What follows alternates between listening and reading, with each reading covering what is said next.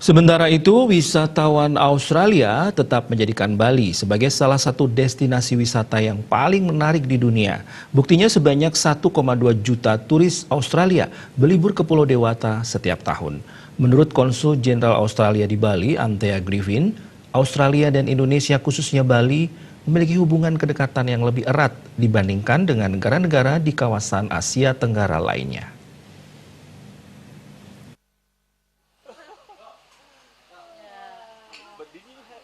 Dalam acara Ramatama dengan sejumlah media di Bali, Anthea mengutarakan pada tahun 2020 hubungan itu akan ditingkatkan.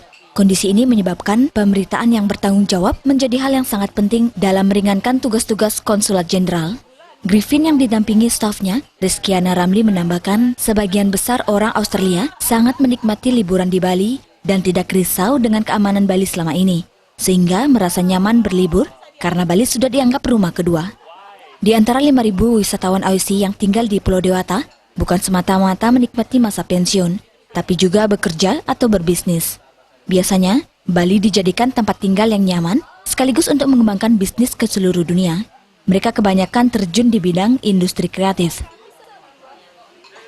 Kawasan ini, kita adalah mitra terdekat dalam penanggulangan terorisme dan sangat kuat dalam penegakan hukum, pertahanan, kerjasama maritim, manajemen perbatasan, transportasi, penerbangan, pertanian, dan pendidikan.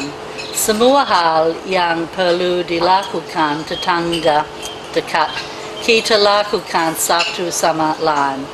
Lebih dari 50 lembaga pemerintah Australia bekerja dengan mitra Indonesia di lebih dari 100 bidang kegiatan program.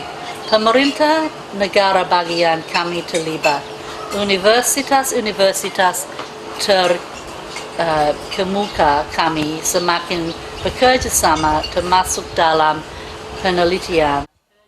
Konjen juga menyampaikan lebih dari 50 lembaga pemerintah Australia bekerja sama dengan Indonesia di lebih dari 100 bidang. Universitas ternama di Australia juga bekerja sama dalam melakukan penelitian di berbagai bidang.